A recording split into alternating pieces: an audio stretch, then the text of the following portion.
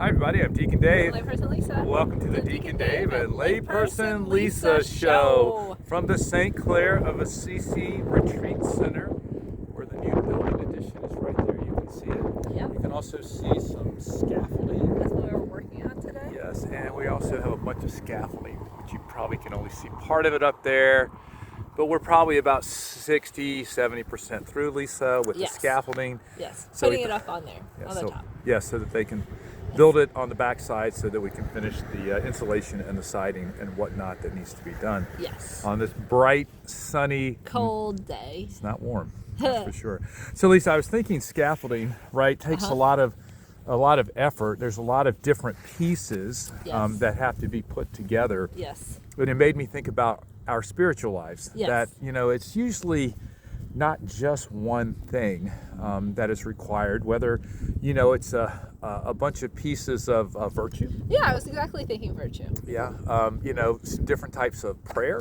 Okay. Right, that we might want to enter into, like Mass, some silence and solitude with God, maybe some divine Mercy Chaplet or rosaries. We have all of these elements, right, that are required to build the scaffolding so that we might go higher in the spiritual life. Yes, right? like and the grow in elevator holiness. that St. Thérèse of Lisieux. Yeah, but we don't have an elevator, Lisa. No, we're not having an elevator here. I'm trying to get comfortable on this single little block that I'm on, so that I can. My arms are so tired because we've moved. I would say 200 pieces of metal and wood. And wood. Yeah. That we've done so far. And there's some more metal right over there. You can see. We're not done yet. And then 50 of those things that have to be moved. Yes. All up onto that roof, which is between us next to the ladder. Yes, but the spiritual life is hard work. It is hard work. Go ahead. And so when we ask God to help us grow in a virtue, He gives us the opportunities, and a lot of times it's hard work. Because today I was reading about Saint Francis de Sales, and he suffered with anger. And yet in the book it talks about how meek he was, and that he had this gentleness to him, but it took him 12 years of actively working on that before God transformed him into a meek and gentle mannered soul. Yeah, I think the other part of this is we just got off of a Crucio weekend, which ended yesterday, and community is a very important part, right? Yes.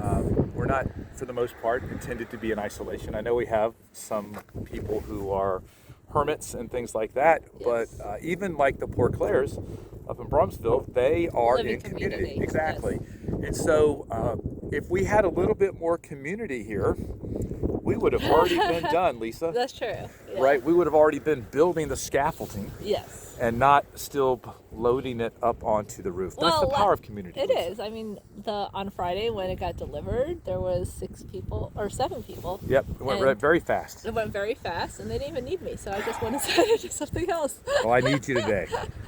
Otherwise, it wouldn't be getting done. Yes. So thank goodness that Lisa is a physical beast. Yes. Who can handle large objects. Now she does.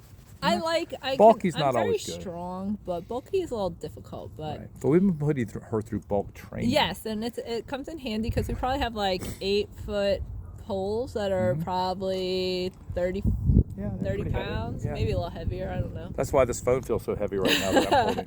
Right. Because I've been the one pushing them up to you. My grip is getting a workout, so my forearms are feeling it. I have to switch my hand every now and again. That's why it moves. So I was going to say something about that. Yeah, training, right? So we have to train. Virtue is training. Yeah, you have to train. You have to train in the spiritual life in order to grow stronger and to resist temptation and sin. And I think one of the things that, one of the guys was saying, don't worry, I'm not trying to put you out of it, girl.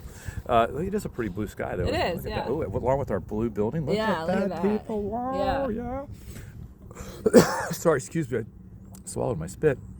That one of the guys said, the closer you get to God, the more you might be attacked. Yes. And so as we strengthen, we might the Lord might also continue to permit other attacks. It's usually for our purification. So like Saint Gemma and Saint Padre Pio, they were physically attacked by the devil, and they were very holy people. But God allowed them to be attacked so that they grew in some virtue or in sanctification, or were detached from certain things. Oh, there you are. Yeah, she's so smart. she knows all the saints and has all the saint stories and everything like that. So that's pretty cool. So our theme for this past weekend was faith calms the storm. Yes, I like that. Right? Yeah, so when we grow in virtue, when we grow in holiness, we also grow in our faith, right? And Yes. greater dependency on God. Yeah. And so some of the storms of life are quelled quite easily because of quieted, Okay. because of our relationship with God. Yes. You know, and then there are maybe other storms which we might still struggle with depending on the nature of them. But God wants us to live in peace, regardless of the situations that we have going on in life. Yeah. Lisa has something important to say.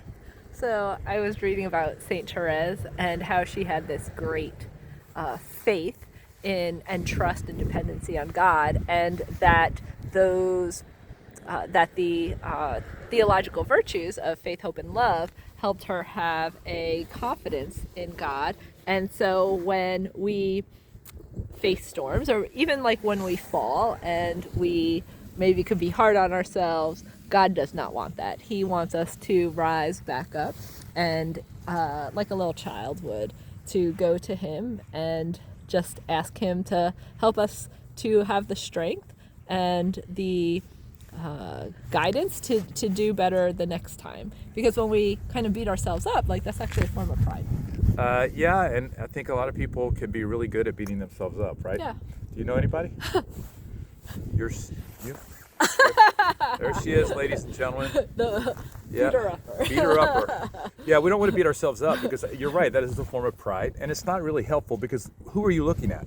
Myself. Yeah, you're not looking at God, and No. that's not really helpful. Right. You know, pretty much 100% of the time. Right. And Oh so, yeah, it's not. I mean, I think there's opportunities. Basically, we should just learn from our mistakes and not dwell there, not have regret about them, but to move forward and to allow God to use that mistake to respond differently. My arm's getting really tired. We're wrapping it up. In I'm other Deacon words, Dave. I'm Layperson Lisa. See you next time. Bye. Look at that blue sky, people. Whoa. Whoa, look at that. We're still videoing. Look at that. Cool.